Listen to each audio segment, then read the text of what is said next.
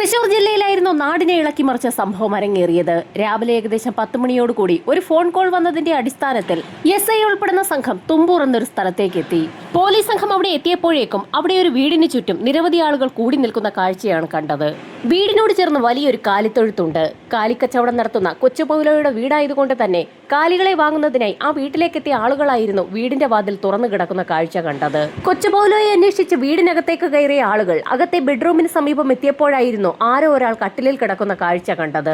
ആ കട്ടിലിനടുത്തേക്ക് എത്തിയ ആളുകൾ കട്ടിലിൽ കിടക്കുന്ന വ്യക്തിയെ കണ്ട് അലറി വിളിച്ച് കരഞ്ഞുകൊണ്ട് വീടിന് പുറത്തേക്ക് ഇറങ്ങിയോടി. അകത്തെന്താണ് സംഭവിച്ചതെന്നറിയാൻ പുറത്തു നിന്നിരുന്ന ആളുകൾ കൂടി കൊച്ചുപൗലോയുടെ വീടിനുള്ളിലേക്ക് കയറി. ബെഡ്റൂമിനുള്ളിൽ നടക്കുന്ന ആ കാഴ്ച നാട്ടുകാരിൽ പലരും കണ്ടു. കട്ടിലിൽ സാക്ഷാൽ കൊച്ചുപൗലോ ശരീരത്തിൽ നിന്നും തല വേർപെട്ട അവസ്ഥയിൽ കിടക്കുന്നു. ആരൊക്കെയോ ചേർന്ന് കൊച്ചുപൗലോയുടെ കഴുത്ത് വെട്ടിമുറിച്ചതിന്റെ ഭാഗമായി തല ശരീരത്തിൽ നിന്നും അറ്റുമാറിക്കിടക്കുകയാണ്. നാട്ടുകാർ കണ്ട ആ ഭയപ്പെടുത്തുന്ന കാഴ്ച CI ഉൾപ്പെടുന്ന സംഘവും കണ്ടു. ഉടൻ തന്നെ വിവരം DYSPക്ക് റിപ്പോർട്ട് ചെയ്യുകയും ചെയ്തു. ഏതാനും നിമിഷങ്ങൾക്കകം തന്നെ ഉന്നത ഉദ്യോഗസ്ഥരടങ്ങുന്ന സംഘവും ഫോറൻസിക് സംഘവും ഡോഗ് സ്ക്വാഡും സംഭവസ്ഥലത്തേക്ക് എത്തി. മക്കളൊക്കെ വിദേശത്തായതുകൊണ്ട് തന്നെ കൊച്ചുപൗലോ ഒറ്റയ്ക്കാണ് വീട്ടിൽ താമസിക്കുന്നത്. സംഭവം അറിഞ്ഞ് ബന്ധുക്കളൊക്കെ അവിടേക്ക് എത്തി. വൈകാതെ തന്നെ ഡോഗ് സ്ക്വാഡിനെ ഉപയോഗിച്ചുള്ള പരിശോധന ആരംഭിച്ചു. മൃതദേഹത്തിലും വീടിനകത്തുമൊക്കെ മണം പിടിച്ച പോലീസ് നായ പ്രധാന വാതിലിലൂടെ വീടിന് വെളിയിലേക്ക് ഇറങ്ങി റോഡിലേക്ക് ഓടി. ഒരു പ്രത്യേക പോയിന്റിലെത്തി നായ അതിന്റെ ഓട്ടം അവസാനിപ്പിച്ചു. പ്രതി അല്ലെങ്കിൽ പ്രതികൾ റോഡ് വരെ നടന്നെത്തിയ ശേഷം അവിടെ നിന്നും വാഹനത്തിൽ കടന്നു പോയിട്ടുണ്ടാകാമെന്ന് പോലീസ് വിലയിരുത്തി.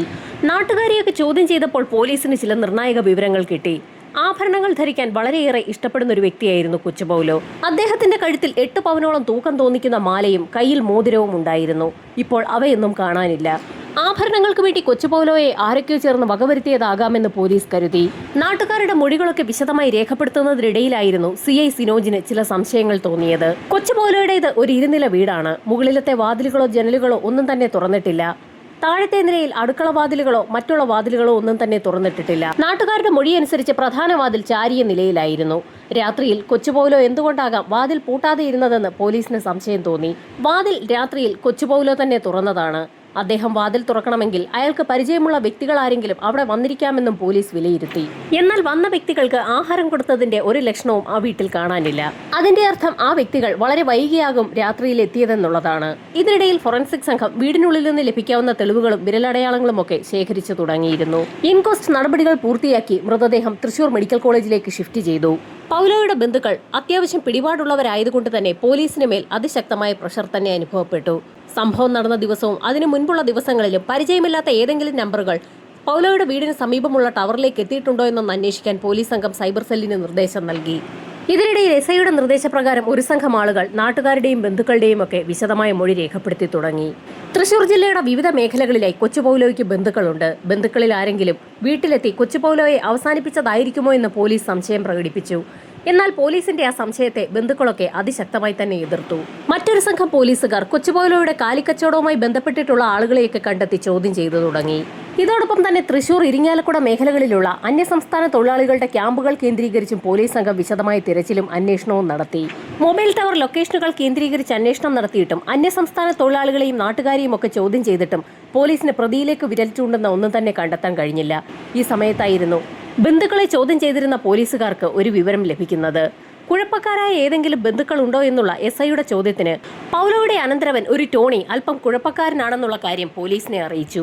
ഈ സമയം പോസ്റ്റ്മോർട്ടം നടപടികൾ പൂർത്തിയാക്കിയ പൗലോയുടെ മൃതദേഹം സംസ്കാര ചടങ്ങുകൾക്കായി ബന്ധുക്കൾക്ക് വിട്ടു നൽകിയിരുന്നു. സംസ്കാര ചടങ്ങുകളിൽ വളരെ സജീവമായി പങ്കെടുത്തുകൊണ്ടിരുന്ന ടോണിയെക്കുറിച്ചാണ് ബന്ധുക്കളിൽ ഒരാൾ ഇപ്പോൾ പോലീസിനോട് പറഞ്ഞിരിക്കുന്നത്. ശവസംസ്കാര ചടങ്ങുകൾ പൂർത്തിയായ നിമിഷത്തിൽ തന്നെ പോലീസ് സംഘം ടോണിയെ സ്റ്റേഷനിലേക്ക് വിളിച്ചു വരുത്തി ചോദ്യം ചെയ്തു. സംഭവം നടന്ന ദിവസം രാത്രിയിൽ അങ്കമാലിയിലെ ലിറ്റിൽ ഫ്ലവർ ഹോസ്പിറ്റലിൽ തന്റെ കൈ മുറിഞ്ഞതുമായി ബന്ധപ്പെട്ടുള്ള ചികിത്സയിലായിരുന്നു എന്നുള്ള കാര്യം ടോണി പോലീസുകാരെ അറിയിച്ചു. ടോണി പറഞ്ഞ കാര്യങ്ങൾ സത്യമാണോ എന്നറിയുന്നതിനായി SIയുടെ നിർദ്ദേശപ്രകാരം ഉടൻ തന്നെ ഒരു പോലീസുകാരൻ ഹോസ്പിറ്റലിലേക്ക് വിളിച്ചു നോക്കുകയും ചെയ്തു. ഹോസ്പിറ്റൽ അഡ്മിനിസ്ട്രേഷന്റെ ഭാഗത്തു നിന്നും ടോണി ഹോസ്പിറ്റലിൽ ഉണ്ടായിരുന്നു എന്നുള്ള കാര്യം സ്ഥിരീകരിക്കുകയും ചെയ്തു.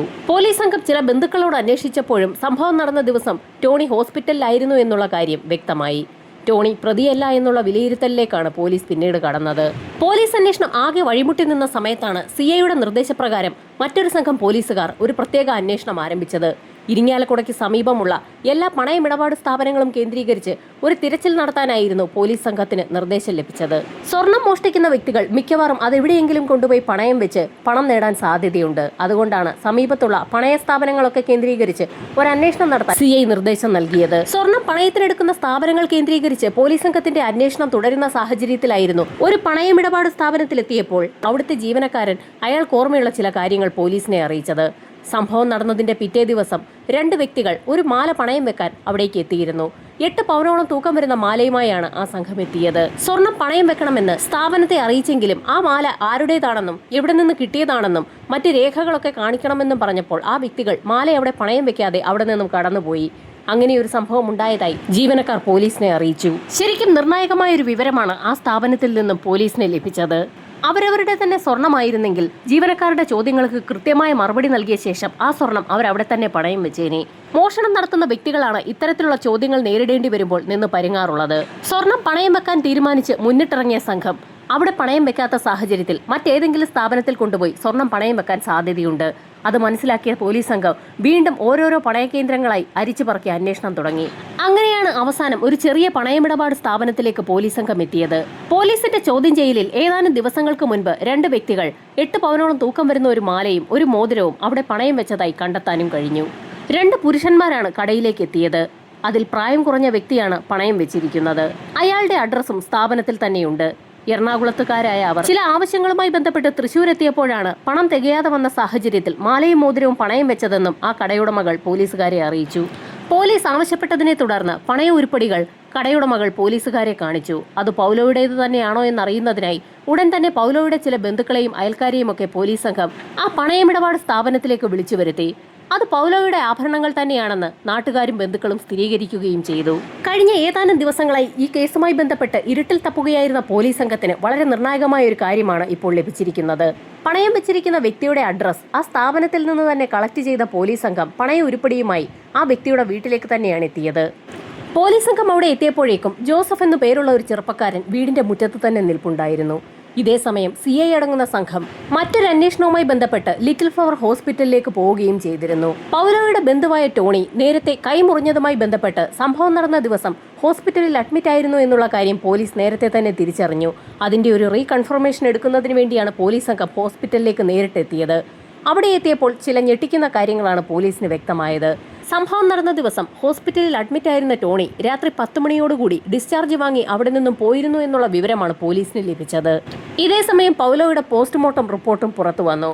റിപ്പോർട്ട് അനുസരിച്ച് വെളുപ്പിന് ഏകദേശം 4 മണിയോടുകൂടിയാണ് പൗലോയുടെ കൊലപാതകം സംഭവിച്ചിരിക്കുന്നത്. രാത്രി 10 മണിയോടുകൂടി ഹോസ്പിറ്റലിൽ നിന്ന് ഡിസ്ചാർജ് വാങ്ങി പുറത്തേക്കിറങ്ങിയ ടോണിക്ക് വേണമെങ്കിൽ പൗലോയുടെ വീട്ടിലെത്തി അയാളെ കൊലപ്പെടുത്താനുള്ള സമയമുണ്ട്.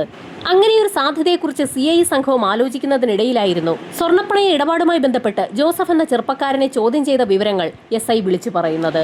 SI പറഞ്ഞ കാര്യങ്ങൾ കേട്ട് CI ഉൾപ്പെടുന്ന സംഘത്തിന്റെ എല്ലാ സംശയങ്ങളും മാറി. അങ്ങനെയാണ് ടോണിയെ വീണ്ടും ചോദ്യം ചെയ്യാൻ പോലീസ് സംഘം തീരുമാനിച്ചത്. സംഭവം നടന്ന ദിവസം രാത്രിയിൽ താൻ ലിറ്റിൽ ഫ്ലവർ ഹോസ്പിറ്റലിൽ തന്നെ ആയിരുന്നു എന്ന് ടോണി ആവർത്തിച്ച് പറഞ്ഞു. ഈ സമയത്തായിരുന്നു ചില നിർണായക കാര്യങ്ങൾ CI ടോണിയെ അറിയിച്ചത്.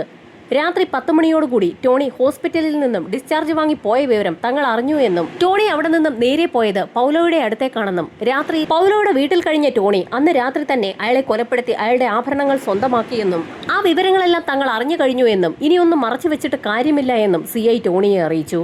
എന്നാൽ ടോണി തന്റെ മൊഴിയിൽ തന്നെ ഉറച്ചു നിന്നു. ടോണിക്കൊപ്പം ആ രാത്രിയിൽ അവിടെയുണ്ടായിരുന്ന ജോസഫിനെ തങ്ങൾ പിടികൂടിയിട്ടുണ്ടെന്നും കൂടി പോലീസ് പറഞ്ഞതോടെ ടോണി ആകെ വിളറി വെളുത്തു. തൊട്ടടുത്ത നിമിഷത്തിൽ തന്നെ ജോസഫിനെയും സ്റ്റേഷനിലേക്ക് കൊണ്ടുവന്നു. ജോസഫും ടോണിയും ഒരേ ബസ്സിലെ ജീവനക്കാരാണ്. ടോണി കണ്ടക്ടറും ജോസഫ് ആ ബസ്സിലെ ക്ലീനറുമാണ്. പിന്നീടുള്ള പോലീസിന്റെ ചോദ്യങ്ങൾക്ക് അധികം ബലം പിടിക്കാതെ തന്നെ തനിക്കറിയാവുന്ന കാര്യങ്ങൾ ടോണി പറഞ്ഞു തുടങ്ങി. പൗലോയുടെ കഴുത്തിലുണ്ടായിരുന്ന 8 പവനിൽ പരം തൂക്കമുള്ള മാല നേരത്തെ തന്നെ ടോണി നോട്ടമിട്ട് വെച്ചിരുന്നു. രാത്രി ഉറങ്ങാൻ പോകുന്ന സമയത്ത് പൗലോ തന്റെ മാല കഴുത്തിൽ നിന്ന് മൂരി തലയിണയുടെ അടിയിൽ വെക്കാറാണ് പതിവ്. പിറ്റേ ദിവസം കുളി കഴിഞ്ഞ ശേഷമാണ് പിന്നീട് മാല ധരിക്കാറുള്ളത്. ആ കാര്യങ്ങളൊക്കെ ആ വീട്ടിൽ സർവ്വസ്വാതന്ത്ര്യവുമുള്ള ടോണിക്കും അറിയാം.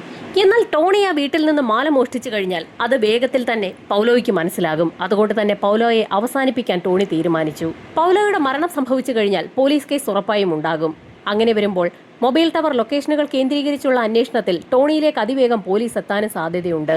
അതുകൊണ്ട് തന്നെ സംഭവം നടക്കുന്ന സമയത്ത് തന്റെ ഫോൺ ഓഫാക്കി വെക്കാൻ തന്നെ ടോണി തീരുമാനിച്ചു. അതുകൊണ്ടാണ് ഒരു മൊബൈൽ ടവറിൽ പോലും ടോണിയുടെ മൊബൈൽ നമ്പറുകൾ കാണിക്കാതെ ഇരുന്നത്. നേരത്തെ ഒരു അടിപിടി കേസുമായി ബന്ധപ്പെട്ട് ടോണിയുടെ കൈയൊന്നും മുറിഞ്ഞിരുന്നു. അതുകൊണ്ട് തന്നെ സംഭവം നടക്കുന്ന ദിവസം രാത്രിയിൽ താൻ സ്ഥലത്തില്ല എന്ന് വരുത്തി തീർക്കുന്നതിന് വേണ്ടിയാണ് ടോണി നേരത്തെ ഹോസ്പിറ്റലിൽ പോയി ഒന്ന് അഡ്മിറ്റ് ആയത്. എന്നാൽ രാത്രി 10 മണിക്ക് ശേഷം ടോണി ഡിസ്ചാർജ് എഴുതി വാങ്ങിയതുകൊണ്ട് തന്നെയാണ് ഹോസ്പിറ്റലിന്റെ റെക്കോർഡിൽ ടോണി ഡിസ്ചാർജ് ആയി എന്നുള്ള വിവരം പോലീസുകാർക്ക് അറിയാനിട വന്നത്. ഡിസ്ചാർജ് ആവാതെ തന്നെ ആരും അറിയാതെ ഹോസ്പിറ്റലിൽ നിന്നും ടോണി പോവുകയായിരുന്നുവെങ്കിൽ പോലീസുകാർ ആകെ കുഴഞ്ഞുപോയേനെ. ഹോസ്പിറ്റലിൽ നിന്നും ഡിസ്ചാർജ് എഴുതി വാങ്ങിയ ടോണി തന്റെ സുഹൃത്ത് ജോസഫിനെ അവിടേക്ക് വിളിച്ചു വരുത്തി. ഒരു സ്ഥലം വരെ പോകാനുണ്ടെന്ന് പറഞ്ഞായിരുന്നു ജോസഫിനെ വിളിച്ചു വരുത്തിയത്. അവിടെ നിന്നും നേരെ പൗലോയുടെ വീട് ലക്ഷ്യം വെച്ചാണ് ഇരുവരും യാത്ര തിരിച്ചത്. പൗലോയുടെ വീടെത്തുന്നതിന് തൊട്ടു മുൻപ് തന്നെ വാഹനം ഒരു സൈഡിൽ ഒതുക്കിയ ശേഷം ഇരുവരും അവിടെ നിന്ന് നടന്നാണ് ആ വീട്ടിലേക്ക് പോയത്. വീട്ടിലെത്തി കോളിംഗ് ബെൽ അടിച്ച ഉടൻ തന്നെ പൗലോ വാതിൽ തുറന്നു. അനന്തരവനെ കണ്ടപ്പോൾ തന്നെ പൗലോയ്ക്ക് സന്തോഷമായി. രാവിലെ തന്നെ തനിക്കൊരു കച്ചവടമുള്ളതുകൊണ്ടാണ് താൻ വീട്ടിൽ നിന്നും ഇങ്ങോട്ടേക്ക് പോന്നതെന്നും ഒരു ദിവസം അവിടെ തങ്ങാൻ അനുവദിക്കണമെന്നും അമ്മാവനെ ടോണി അറിയിച്ചു. സന്തോഷപൂർവ്വം തന്നെ ഇരുവരെയും പൗലോ അകത്തേക്ക് ക്ഷണിക്കുകയും ചെയ്തു. ടോണിക്കും സുഹൃത്തിനും കിടക്കുന്നതിനുള്ള മുറി പൗലോ കാണിച്ചു കൊടുത്ത ശേഷം വാതിൽ പൂട്ടി പൗലോയും തന്റെ മുറിയിലേക്ക് ഉറങ്ങുന്നതിന് വേണ്ടി പോയി. ടോണി തന്റെ പ്ലാൻ അനുസരിച്ച് കരുക്കൾ നീക്കുകയാണെന്നുള്ള വിവരം സുഹൃത്തായിരുന്ന ജോസഫിന് പോലും മനസ്സിലായില്ല. ജോസഫും പൗലോയും നല്ല ഉറക്കത്തിലാണെന്ന് മനസ്സിലാക്കിയ ടോണി വെളുപ്പിന് ഏകദേശം 4 മണിയോടുകൂടി ഒരു കത്തിയുമായി പൗലോയുടെ മുറിയിലെത്തി. വാതിൽ തുറന്ന് മുറിയുടെ അകത്തേക്ക് കയറിയപ്പോൾ പൗലോ നല്ല ഉറക്കത്തിലായിരുന്നു. പൗലോ തല വെച്ചിരിക്കുന്ന തലയണയുടെ അടിഭാഗത്താണ് സ്വർണം വെക്കാറുള്ളത്. ബലമായി അത് പിടിച്ചെടുത്താൽ അത് താനാണ് ചെയ്തതെന്ന് പൗലോയ്ക്ക് മനസ്സിലാകുമെന്ന് ടോണിക്ക് ഉറപ്പുണ്ടായിരുന്നു. അതുകൊണ്ട് തന്നെ മറ്റൊന്നും ആലോചിക്കാതെ ടോണി തന്റെ കൈവശമുണ്ടായിരുന്ന കത്തി ഉപയോഗിച്ച് പൗലോയുടെ കഴുത്തിലേക്ക് ആഞ്ഞു വെട്ടി. പൗലോയുടെ നിലവിളി ശബ്ദം കേട്ടുകൊണ്ടായിരുന്നു തൊട്ടപ്പുറത്തെ മുറിയിൽ ഉറങ്ങുകയായിരുന്ന ജോസഫ് അവിടേക്ക് ഓടിയെത്തിയത്. സ്വന്തം അമ്മാവനായ പൗലോയുടെ കഴുത്തറക്കുന്ന ടോണിയെയാണ് സുഹൃത്തായ ജോസഫ് കണ്ടത്. പൗലോയുടെ മരണം ഉറപ്പാക്കിയ ടോണി അധികം വൈകാതെ തന്നെ തലയണയുടെ അടിയിൽ സൂക്ഷിച്ചു വെച്ചിട്ടുണ്ടായിരുന്ന സ്വർണമാലയും മോതിരവും ഒക്കെ കൈവശപ്പെടുത്തിയ ശേഷം രക്തം പുരണ്ട കത്തിയുമായി അടുക്കളയിലേക്ക് എത്തി കത്തി കഴുകി വൃത്തിയാക്കുകയും ചെയ്തു. അവിടെ കണ്ട കാര്യങ്ങൾ എന്തെങ്കിലും പുറത്തു പറഞ്ഞാൽ ജോസഫിനെ വകവരുത്തുമെന്ന് പറഞ്ഞ് ഭീഷണിപ്പെടുത്തിയ ശേഷം ജോസഫിനെയും കൂട്ടി ടോണി അവിടെ നിന്നും പുറത്തുപോയി. പ്രധാന വാതിൽ ചാരിയ ശേഷമാണ് ഇരുവരും ആ വീട്ടിൽ നിന്ന് പുറത്തിറങ്ങി റോഡിലൂടെ നടന്ന് അവർ പാർക്ക് ചെയ്തിരുന്ന വാഹനത്തിന്റെ അടുത്തെത്തിയത്. വാഹനത്തിൽ കയറിയ ഇരുവർ സംഘം ചാലക്കുടി പുഴയ്ക്ക് സമീപത്തേക്കാണ് എത്തിയത്. ചാലക്കുടി പുഴയിലേക്ക് ടോണി കത്തി വലിച്ചെറിഞ്ഞു. താൻ ശരിക്കും ഒരു കെണിയിൽ പെട്ടിരിക്കുകയാണെന്ന് ജോസഫിന് വ്യക്തമായി. തൊട്ടടുത്ത ദിവസം നേരം പുലർന്നപ്പോൾ തന്നെ പൗലോയുടെ മരണവാർത്ത നാടെങ്ങും പരന്നു. കൂട്ടത്തിൽ ടോണിയെയും ചില ആളുകളൊക്കെ ആ വിവരം വിളിച്ചു പറഞ്ഞു. ഒന്നും അറിയാത്തതുപോലെ ടോണി അതിവേഗം തന്നെ പൗലോയുടെ വീട്ടിലെത്തുകയും തുടർന്നുള്ള കാര്യങ്ങളിലെല്ലാം വളരെ സജീവമായി പങ്കെടുക്കുകയും സംസ്കാര ചടങ്ങുകളിലൊക്കെ തന്റെ സാന്നിധ്യം നാട്ടുകാരെയും പോലീസിനെയും ഒക്കെ അറിയിക്കുകയും ചെയ്തു. ഇതിനിടയിൽ എന്ത് ചെയ്യണമെന്നറിയാതെ ജോസഫ് പതിവ് പോലെ ബസ്സിലെ തന്റെ ഡ്യൂട്ടിക്ക് കയറുകയും ചെയ്തിരുന്നു. ചടങ്ങുകൾ പൂർത്തിയായപ്പോൾ തന്നെ ജോസഫിനെയും കൂട്ടി സ്വർണ്ണപ്പണയ ഇടപാട് സ്ഥാപനത്തിലേക്കാണ് ടോണി പോയത്. പണയമുരുപ്പടി തേടി പോലീസ് സംഘം എത്താൻ സാധ്യതയുള്ളതുകൊണ്ട് തന്നെ ടോണി മനഃപൂർവ്വം തന്റെ പേരിൽ വെക്കാതെ ജോസഫിന്റെ പേരിലാണ് സ്വർണം പണയം വെച്ചത്. ടോണി പറഞ്ഞ കാര്യങ്ങളെല്ലാം രേഖപ്പെടുത്തിയ പോലീസ് സംഘം തെളിവെടുപ്പിനായി ടോണിയുമായി കൊച്ചുപൗലോ കൊല്ലപ്പെട്ട അയാളുടെ വീട്ടിലേക്ക് എത്തി. ഈ സമയത്ത് പൗലോയുടെ ബന്ധുക്കളൊക്കെ അവിടെ തന്നെ ഉണ്ടായിരുന്നു. പോലീസ് ജീപ്പിൽ നിന്നും ടോണി ഇറങ്ങുന്ന കാഴ്ച കണ്ട് തീർത്തും അമ്പരപ്പോടുകൂടിയാണ് ബന്ധുക്കൾ നോക്കിയത്. നേരത്തെ പല ക്രിമിനൽ ആക്ടിവിറ്റീസുമായി ബന്ധപ്പെട്ട് ടോണി പോലീസ് പിടിയിലായിട്ടുണ്ട്. സ്ഥിരമായി പൗലോയുടെ വീട്ടിലേക്ക് വരികയും അയാളുടെ തൊഴുത്തിലെ കാര്യങ്ങളിലൊക്കെ ആക്റ്റീവായി ഇടപെടുകയും ചെയ്തുകൊണ്ടിരുന്ന ടോണിയെ നാട്ടുകാർക്ക് നന്നായി അറിയാം. ടോണിയാണ് ഇതിൽ പ്രതിയെന്ന് മനസ്സിലാക്കിയ നാട്ടുകാർക്ക് വിശ്വസിക്കാൻ പോലും കഴിഞ്ഞില്ല. എങ്ങനെയാണ് കൃത്യം നടത്തിയതെന്ന് വളരെ വിശദമായി തന്നെ ടോണി പോലീസുകാർക്ക് കാണിച്ചു കൊടുത്തു. തെളിവെടുപ്പ് പൂർത്തിയാക്കിയ ശേഷം പോലീസ് സംഘം ടോണിയുമായി ചാലക്കുടി പുഴയ്ക്ക് സമീപത്തേക്കാണ് പോയത്. മുങ്ങൽ വിദഗ്ധരുടെ സഹായത്തോടുകൂടി 2 ദിവസത്തെ തിരച്ചിലിനൊടുവിലാണ് ചാലക്കുടി പുഴയിൽ നിന്നും കൃത്യം നടത്തിയതിനു ശേഷം ടോണി വലിച്ചെറിഞ്ഞ കത്തി പോലീസ് സംഘം കണ്ടെത്തിയത്. പ്രതിയെ കിട്ടിയെങ്കിലും അന്വേഷണം പൂർത്തിയാക്കി കൃത്യമായി കുറ്റപത്രം 90 ദിവസത്തിനകം കോടതിയിൽ ഹാജരാക്കാൻ കഴിയാതെ പോയ സാഹചര്യത്തിൽ സ്വാഭാവിക ജാമ്യത്തിൽ ടോണി പുറത്തിറങ്ങിയ ടോണി തന്റെ സുഹൃത്തായ ജോസഫിനെയാണ് അന്വേഷിച്ചത്.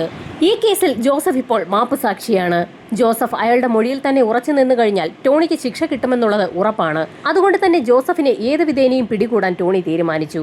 ഒടുവിൽ ജോസഫിനെ കണ്ടുകിട്ടുകയും ചെയ്തു. പോലീസുകാരോട് ജോസഫ് എല്ലാ കാര്യങ്ങളും തുറന്നു പറഞ്ഞിട്ടുണ്ട്. എന്നാൽ കേസ് കോടതിയിലെത്തുമ്പോൾ തനിക്കെതിരെ ഒരു കാര്യം പോലും ശബ്ദിച്ചു പോകരുതെന്നും അങ്ങനെ തനിക്കെതിരെ മൊഴി പറയുന്ന സാഹചര്യത്തിൽ ജോസഫിനെ താൻ വകവരുത്തുമെന്നും ഒരാളെ കൊന്നാലും 2 ആളെ കൊന്നാലും ശിക്ഷ ഏകദേശം ഒരുപോലെ തന്നെ ഇരിക്കുമെന്നും അതിൽ തനിക്ക് പേടിയില്ല എന്നുമൊക്കെ ടോണി ജോസഫിനെ ഭീഷണിപ്പെടുത്തി. സ്വാഭാവികമായും ജോസഫ് ആ കാര്യങ്ങളെല്ലാം പോലീസിൽ റിപ്പോർട്ട് ചെയ്തു. പോലീസ് ആ കാര്യങ്ങളെല്ലാം കോടതിയെ അറിയിച്ചപ്പോൾ തന്നെ കോടതി ടോണിയുടെ ജാമ്യം റദ്ദ് ചെയ്യുകയും ചെയ്തു. പ്രിൻസിപ്പൽ സെഷൻസ് കോടതി മാപ്പുസാക്ഷിയായി അംഗീകരിച്ച ഒരു വ്യക്തിയെ ഇപ്പോൾ പ്രതി ഭീഷണിപ്പെടുത്തിയിരിക്കുകയാണ്. അതുകൊണ്ട് തന്നെയാണ് കോടതി ടോണിയുടെ ജാമ്യം റദ്ദാക്കിയത്. ജാമ്യം റദ്ദാക്കപ്പെട്ടതോടുകൂടി ടോണി വീണ്ടും ജയിലിലായി. ടോണി അതിനെതിരെ വീണ്ടും അപ്പീലുമായി ഹൈക്കോടതിയെ സമീപിച്ചു. ഹൈക്കോടതിയും ടോണിയുടെ ജാമ്യം നിരസിച്ചു. ടോണി തന്റെ അപ്പീലുമായി സുപ്രീം കോടതിയെയും സമീപിച്ചു. എന്നാൽ സെഷൻസ് കോടതിയുടെയും ഹൈക്കോടതിയുടെയും കണ്ടെത്തലുകളെ സുപ്രീം കോടതി ശരിവയ്ക്കുകയാണ് ചെയ്തത്. സുപ്രീം കോടതിയും ടോണിയുടെ ജാമ്യം നിരസിച്ചു. ജാമ്യാപേക്ഷകൾ നിരസിക്കുന്നതിനിടയിൽ സെഷൻസ് കോർട്ടിൽ വിചാരണ നടപടികൾ ആരംഭിച്ചു. വിചാരണ നടക്കുന്നതിനിടയിൽ 20-ലധികം സാക്ഷികളെയും 80-ലധികം തെളിവുകളെയും പ്രോസിക്യൂഷൻ കോടതിയിലെത്തിച്ചു. വാദപ്രതിവാദങ്ങൾക്കൊടുവിൽ സമാനതകളില്ലാത്ത ഒരു വിധിയാണ് സെഷൻസ് കോർട്ട് ജഡ്ജി വിധിച്ചത്. സ്വന്തം പിതാവിനെ പോലെ കാണേണ്ട ഒരു വ്യക്തിയെയാണ് ടോണി എന്ന പ്രതി 72 ഗ്രാമോളം വരുന്ന സ്വർണ്ണാഭരണങ്ങൾക്ക് വേണ്ടി അതിക്രൂരമായി കൊലപ്പെടുത്തിയത്. പ്ലാന്റ് മർഡറിന് വധശിക്ഷയാണ് കോടതി വിധിക്കേണ്ടത്. എന്നാൽ വാദപ്രതിവാദങ്ങൾക്കൊടുവിൽ 40 വർഷത്തെ ജീവപര്യന്തം തടവാണ് കോടതി ഇപ്പോൾ ടോണിക്കെതിരെ വിധിച്ചിരിക്കുന്നത്. ആദ്യത്തെ 20 കൊല്ലം ടോണിക്ക് ഒരു കാരണവശാലും പരോൾ നൽകരുതെന്നും കോടതി വിധിച്ചു. സെഷൻസ് കോർട്ടിന്റെ വിധിക്കെതിരെ അപ്പീലുമായി ടോണി ഹൈക്കോടതിയെ സമീപിച്ചെങ്കിലും ഹൈക്കോടതിയും സെഷൻസ് കോർട്ടിന്റെ വിധി ശരിവെക്കുകയാണ് ചെയ്തത്. ഇപ്പോൾ തന്റെ അപ്പീലുമായി ടോണി വീണ്ടും സുപ്രീം കോടതിയെ സമീപിച്ചിരിക്കുകയാണ്. സുപ്രീം കോടതിയുടെ നിർണായക വിധി പ്രഖ്യാപനം എന്താണെന്നുള്ളത് വരും ദിവസങ്ങളിൽ തന്നെ കാത്തിരുന്ന് കാണാം.